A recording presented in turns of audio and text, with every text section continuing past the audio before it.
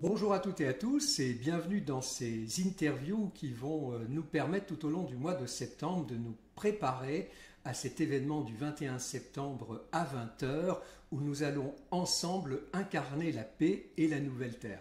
Et tout au long de ce mois de septembre, eh bien, je reçois les intervenantes et les intervenants qui participent, qui seront en ligne avec vous et qui vont vous donner des clés ce soir-là. Et aujourd'hui, eh bien, j'ai le grand plaisir de recevoir Luc Baudin. Bonjour Luc. Bonjour Thomas et bonsoir à tous. Heureux d'être avec vous. Alors Luc, pour ceux qui ne te connaissent pas encore, mais à mon avis ils ne doivent pas être très nombreux, tu es un ancien médecin cancérologue, tu es aujourd'hui spécialiste des médecines douces, énergéticien, tu es aussi l'auteur de nombreux ouvrages dont le fameux Ho'oponopono. Est-ce que tu pourrais nous résumer quel a été jusqu'ici ton chemin de vie? Oui, bon, on a combien de temps, tu m'as dit? Alors la première chose, c'est que je ne suis pas cancérologue. J'ai un diplôme en cancérologie qui me donne une compétence en cancérologie, mais je ne suis pas cancérologue.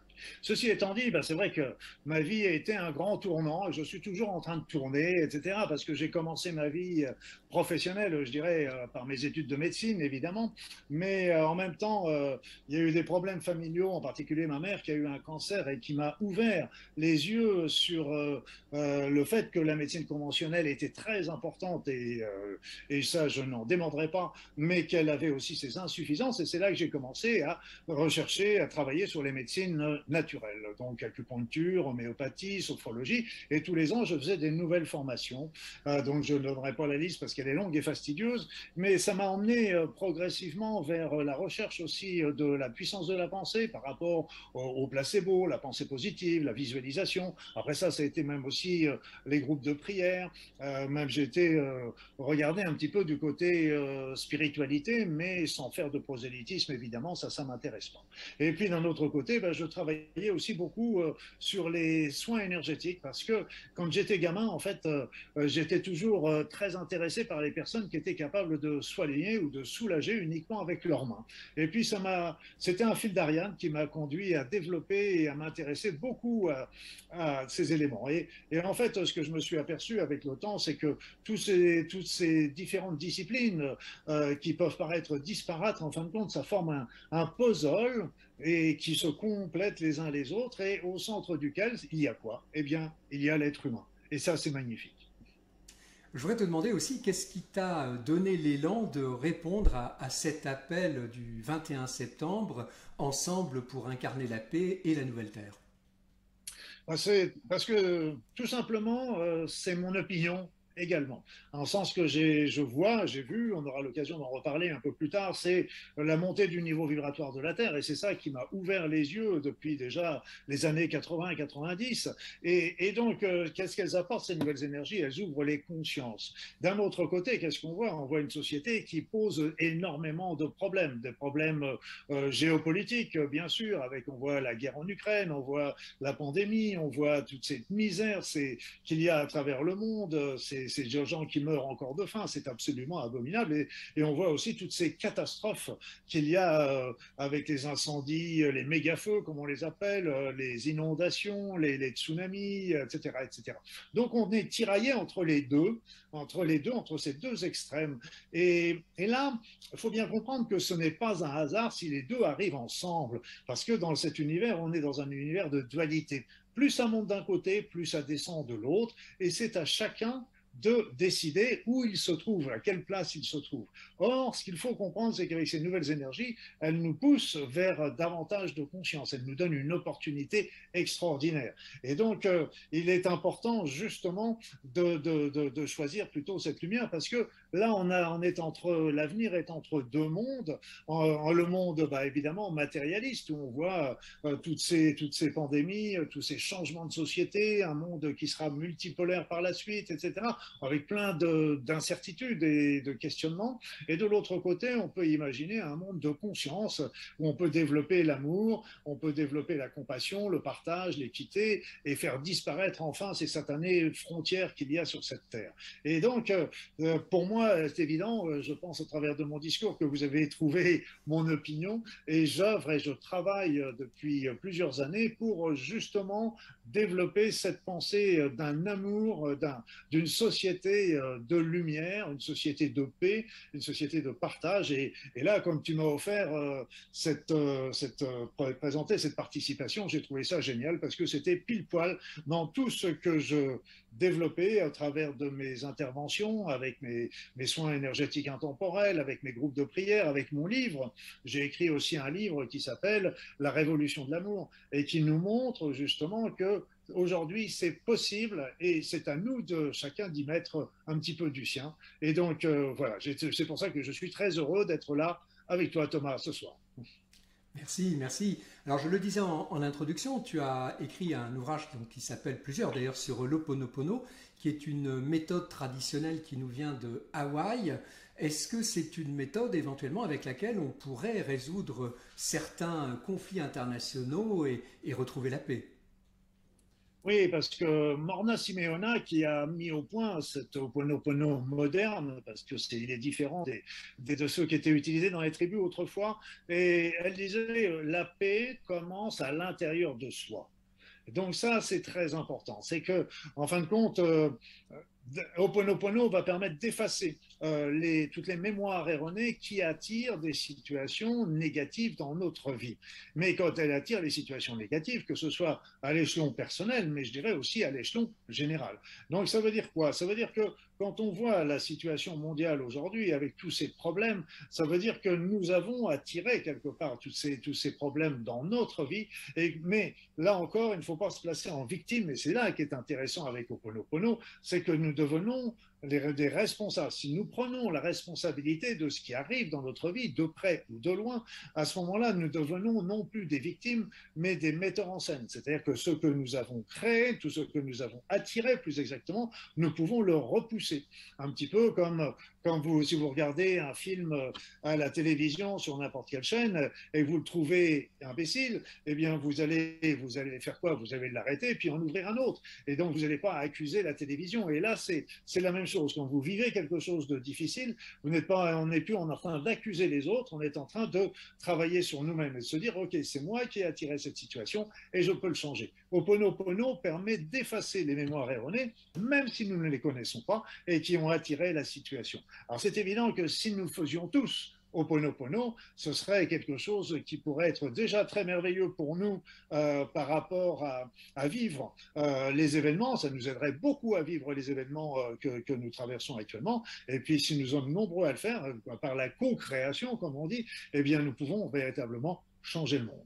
Et ce qu'il ne faut pas oublier, c'est que dans les Polynésiens, moi j'ai vécu plusieurs années en Polynésie, et les Polynésiens autrefois avaient la pensée aloha. Aloha, vous savez, on connaît tous, aloha, bonjour, bonsoir, mais c'est beaucoup plus fort que ça. Aloha, c'est bonjour, je te respecte. Bon cours, je m'arrête et je prends conscience de toi. Bonjour, je t'aime.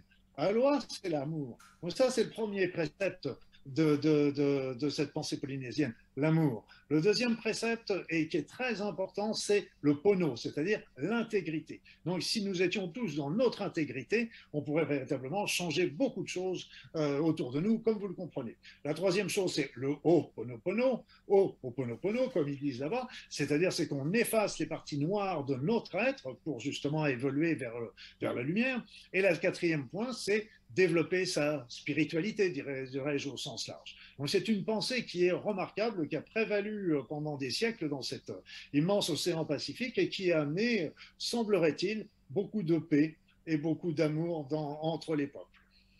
Alors tu parles aussi régulièrement de la montée énergétique de la Terre. On le constate, il y a parallèlement de plus en plus de gens éveillés ou réveillés, une élévation des potentialités psychiques et spirituelles. Serge Boutboul d'ailleurs en parle très bien de son côté aussi. Et puis en même temps, on voit un monde qui nous est présenté par les médias extrêmement noir, avec beaucoup de violence, des guerres, des virus, etc. etc. Alors j'ai envie de te demander, la montée énergétique de la Terre, c'est positif ou c'est négatif ou c'est les deux à la fois? Si tu veux, c'est ce que je t'ai dit tout à l'heure, c'est qu'on vit dans un monde de dualité. Ce qui monte d'un côté descend de l'autre. Là, ça monte très fort d'un côté, donc ça descend très fort également de l'autre. Les énergies qui nous arrivent sont des énergies extrêmement belles, puissantes, bienveillantes. Elles ont commencé à apparaître sur la Terre dans les années 90, disons grosso modo, mais très doucement. Et puis là, elles sont en train de monter, mais pratiquement, c'est une exponentielle et on est pratiquement dans la verticale. Ces énergies, elles nous poussent, ce sont des outils qui nous viennent de l'univers, parce que l'univers est en train de passer à un nouveau degré de son ascension. Donc, et ces énergies, elles nous arrivent sur la Terre pour que justement la Terre participe à ça. La Terre, avec tout ce qui habite, participe à cette évolution. Donc, ces énergies sont des énergies élevées, puissantes, qui sollicitent à ce moment-là, elles commencent à solliciter la Terre. Et ce qu'il faut bien comprendre, c'est que ce sont ces énergies de l'espace qui viennent favoriser la montée vibratoire de la Terre. La montée vibratoire de la Terre, elle n'est pas faite toute seule, elle vient d'un événement de l'extérieur. Et ces énergies qui viennent de l'espace, elles viennent solliciter aussi tous les êtres humains. Seulement, là encore, on est dans la dualité, on est dans le choix. C'est-à-dire que chaque être humain a toujours le choix entre se dire « je les suis » ou « je reste ». Donc c'est pour ça que plus en ce moment, je dirais que ce que nous vivons, c'est vraiment, on vit une période très très difficile parce que ça nous pousse vraiment vers les choix. On doit choisir parce qu'on s'aperçoit que ça devient plus possible. Il y a des choses qui, alors plutôt que d'imaginer encore de poursuivre une société qui va être matérialiste, qui va être certainement protectionniste, qui va être souvent policière, voire militarisée, de grande surveillance, soi-disant pour la protection et la sécurité, eh bien on peut aussi imaginer une autre société, là encore, qui serait plutôt une société d'amour, de bienveillance, où chacun, bon, bien sûr, il y aurait toujours une technologie, mais cette technologie serait réduite au minimum nécessaire pour les besoins essentiels de la vie. Et toutes ces sociétés seraient tournées vers le partage, la compassion, et surtout pour que chacun soit libre et libre de développer ses talents, ses aspirations, dans le respect des autres, bien sûr, et dans le respect de la nature. Donc aujourd'hui, on a véritablement les énergies qui nous arrivent, comme si c'était une proposition qui nous est faite à l'échelon individuel déjà et à l'échelon collectif. À nous maintenant de savoir si on la saisit ou si on la saisit pas. Voilà, mais s'il n'y a pas de mauvais choix non plus, hein, c'est-à-dire que si on la saisit, bah, très bien, on va prendre le train en marche et on va pouvoir évoluer dans notre pensée, dans notre spiritualité, etc. Mais si on la prend pas, ça on la prend pas, c'est pas grave non plus, c'est que bah, d'un seul coup, on va rater le train, je dirais, mais on prendra un autre train après quelques réincarnations, c'est pas grave, on a déjà dû rater quelques trains, nous, dans nos réincarnations passées. Donc rien n'est grave, mais ça nous apprend. Donc soit on fait le bon choix et on évolue, soit on fait, entre guillemets, le mauvais choix, mais cet mauvais choix va nous donner toujours une leçon, va nous apprendre. Donc c'est pour ça qu'il n'y a pas de mauvais choix et qu'il faut vivre dans la tolérance, y compris, comme je le disais, si on vit dans une société qui est aussi difficile aujourd'hui avec tous ces risques, toute cette guerre, toutes ces pandémies, toute cette famine, etc. Ce n'est pas un hasard. C'est parce que nous avons choisi de nous incarner dans cette société pour qu'elle, justement, elle nous pousse de plus en plus bas, je dirais quelque part, pour justement qu'on ouvre enfin, qu'on comprenne et qu'on ouvre notre conscience et qu'on passe enfin à autre chose. Voilà, donc rien n'est mal, rien n'est bien, enfin tout est bien et tout est ordonné dans cet univers. Donc c'est pour ça, pas de jugement, pas de rancœur, et puis mais œuvrons tous ensemble sur un monde meilleur et aidons le plus possible les personnes qui n'ont pas encore cette ouverture d'esprit, aidons-les.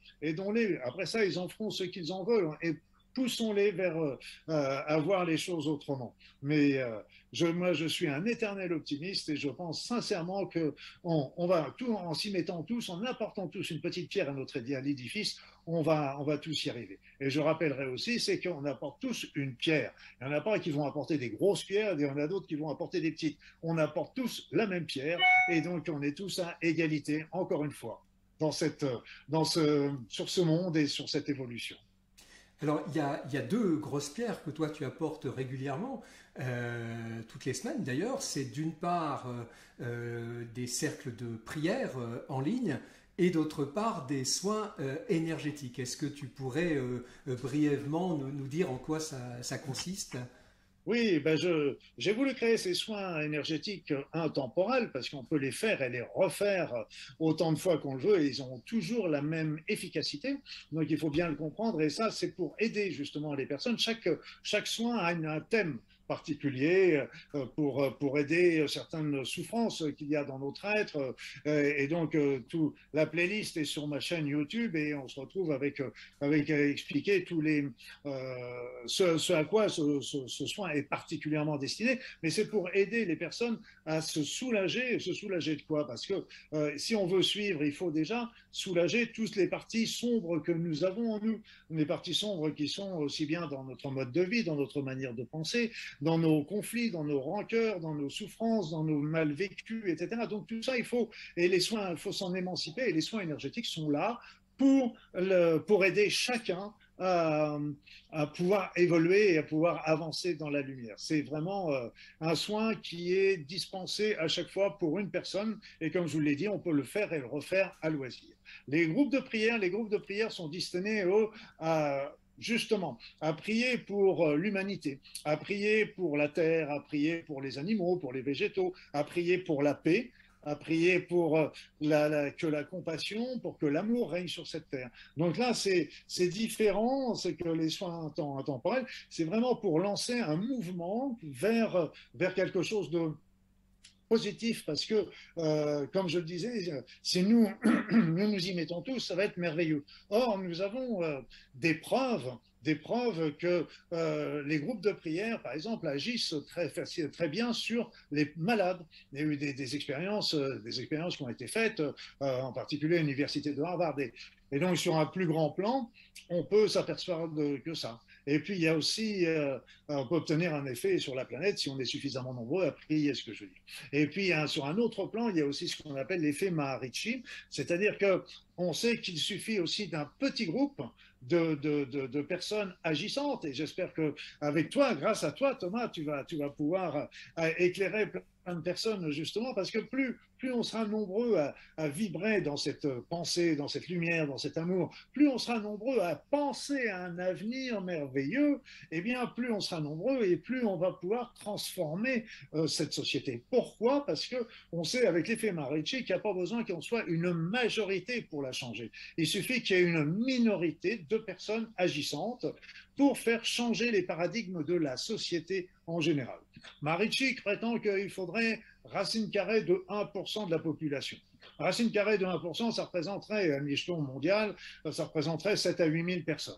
Ce qui me paraît relativement peu, je pense qu'il en faut quand même beaucoup plus, mais ça n'empêche que ça montre qu'il n'y a pas besoin d'un grand nombre de personnes.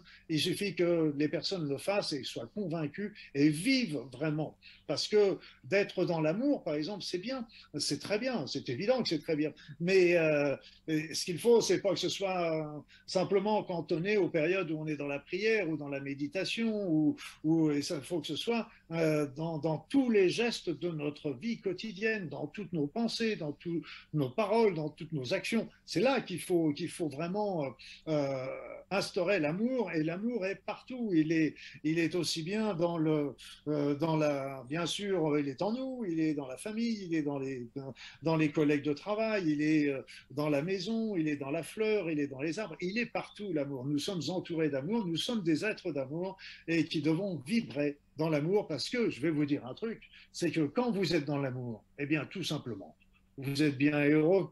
Et donc, par contre, quand vous êtes dans la jalousie, dans la haine, dans l'agressivité ou dans la rancœur, eh bien, vous êtes malheureux. Ce sont des acides qui vous font mal. Et même si vous jugez que c'est très juste ce que vous faites et ce que vous pensez, ça n'empêche que ça ne vous rend pas heureux. Et donc, c'est pour ça que l'amour est quelque chose de merveilleux et c'est quelque chose qui peut véritablement transformer le monde, justement, grâce à l'aide de ces nouvelles énergies qui nous arrivent et qui renforcent la puissance de notre esprit.